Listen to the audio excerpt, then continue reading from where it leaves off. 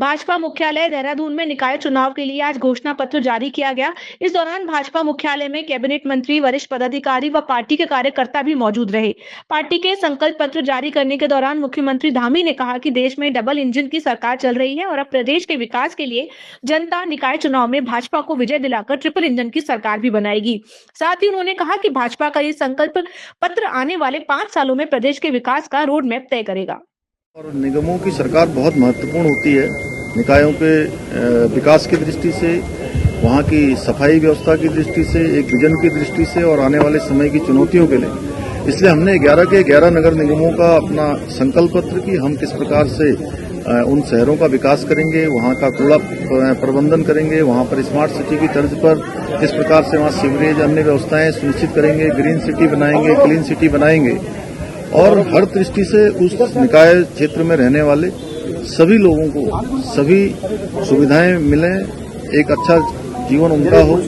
यह हमारा संकल्प पत्र इसी दिशा में जो है पूरी तरह से विस्तार से जनता के समक्ष प्रस्तुत है। इसलिए हम निवेदन करते हैं सभी से, जनता से, वो उन्होंने 2 सरकारें हमारी जनता ने बनाई हैं और तीसरी सरकार भी उत्तराखंड की देवतुल्य जनता हमारी बनाए, जिससे कि हम और तेज गति से विकास को जो है गति प्रदान करें। आज माननीय मुख्यमंत्री जी के कार्यक्रमों द्वारा 11 के 11 निगमों के लिए अलग अलग संकल्प पत्र जारी हुआ है। ये इस बात का प्रतीक है कि भारतीय जनता पार्टी विकास के प्रति कितनी संकल्पबद्ध है, क्योंकि आज दिल्ली में भारतीय जनता पार्टी की सरकार है, प्रदेश में भारतीय जनता पार्टी की सरकार है। मोदी सरकार के काम, मुख्यमंत्री जी के काम, क्योंकि यूसीसी लागू करने वाला देश का पहला राज्य उत्तराखंड बनने जा रहा है। इन सबका लाभ भारतीय जनता पार्टी के प्रत्याशियों को मिल रहा है, क्योंकि धामी जी ने कहा था कि जिन कामों का शिलान्यास हम करेंगे, उनका लोकार्पण हम करेंगे, उसका भी एक संदेश है।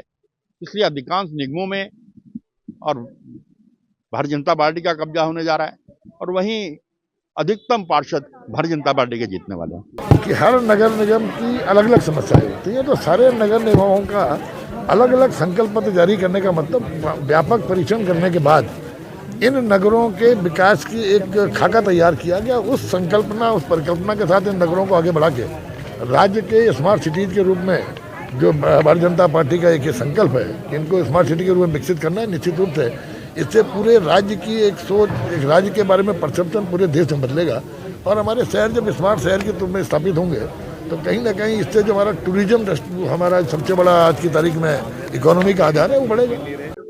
देखिए, आप जानते हैं जब चुनाव होता है तो पार्टी अपना संकल्प जारी करती है और मुझे खुशी है इस बात की, निकाय चुनाव के लिए माननीय मुख्यमंत्री जी के द्वारा आज संकल्प पत्र जारी किया गया है और मुझे ऐसा लगता है कि जनता तो निश्चित रूप से भारतीय जनता पार्टी पर विश्वास कर रही है, लेकिन आज जब संकल्प पत्र जारी हुआ, जो जानकारियां इस संकल्प पत्र के माध्यम से जनता को जाएगी और स्वाभाविक रूप से भी और निश्चित रूप से भारतीय जनता पार्टी के कैंडिडेट जहां जहां हम लोग चुनाव लड़ रहे हैं, सभी जगह जो हमारी सम्मानित जनता है वो आशीर्वाद देगी।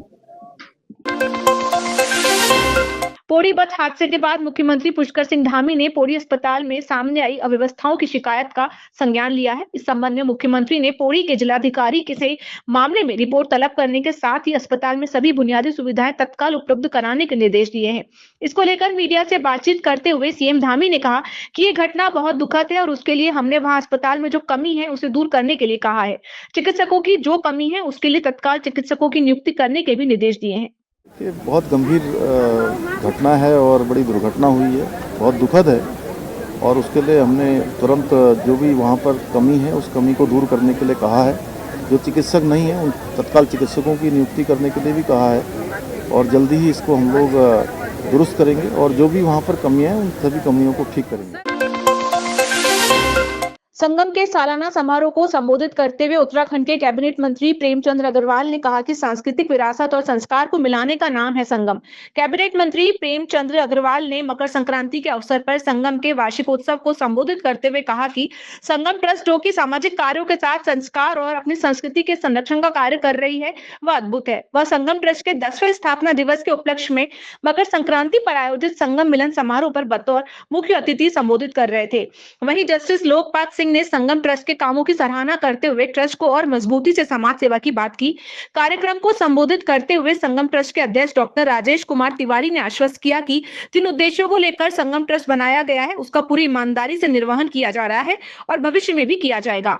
संगम ट्रस्ट के विषय में सचिव धीरेन्द्र प्रताप सिंह ने बताया कि विपरीत परिस्थितियों में संगम कैसे जरूरतमंद लोगों को मदद पहुंचाया है और पहुंचा रहा है। संगम के उपाध्यक्ष संजय श्रीवास्तव ने पूरे प्रदेश से आए सभी पदाधिकारियों और सदस्यों का धन्यवाद ज्ञापित किया।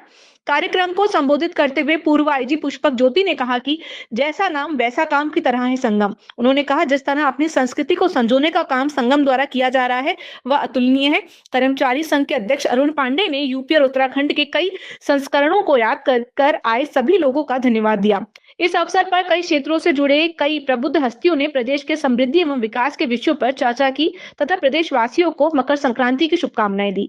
10 साल में संगम ने जो अनेकों कार्य किए हैं और खासकर समाज के उत्थान के लिए काम किए हैं, वंचित शोषितों के लिए काम किए हैं, शिक्षा चिकित्सा के क्षेत्र में काम किए हैं, पर्यावरण के क्षेत्र में काम किए हैं, तो मैं इनके तमाम पदाधिकारियों को बहुत शुभकामनाएं दे रहा हूँ और उम्मीद कर रहा हूँ कि आगे आने वाले टाइम पे भी इनका ये क्रम जारी रहेगा, क्योंकि आज आवश्यकता है निजी जीवन जीने के बजाय सामाजिक जीवन जीने की।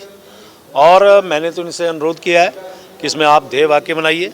मैंने अपनी तरफ से एक बैठे बैठे बनाया, संस्कार संस्कृति सेवा और सहयोग की भावना से यदि काम करेंगे तो संगठन का जो उद्देश्य है वो पूर्ति भी उसमें होगी और आगे भी इसमें बढ़ा जा सकेगा। तो निश्चित रूप से इनके 10 वर्ष होने पर इनको बहुत बधाई है, बहुत शुभकामनाएं।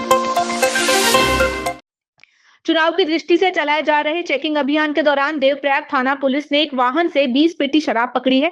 शराब तस्करी करने का आरोप पुलिस ने वाहन चालक को गिरफ्तार किया है। वाहन को भी पुलिस ने अपने कब्जे में लेकर सीज कर दिया है। इसके अलावा घनसाली थाना पुलिस ने भी चेकिंग के दौरान एक शराब तस्कर को गिरफ्तार किया, जिसके कब्जे से पुलिस ने 5 लीटर कच्ची शराब बरामद की है। दोनों शराब तस्करों के खिलाफ पुलिस ने मुकदमा दर्ज कर अपनी जाँच आगे बढ़ानी शुरू कर दी है।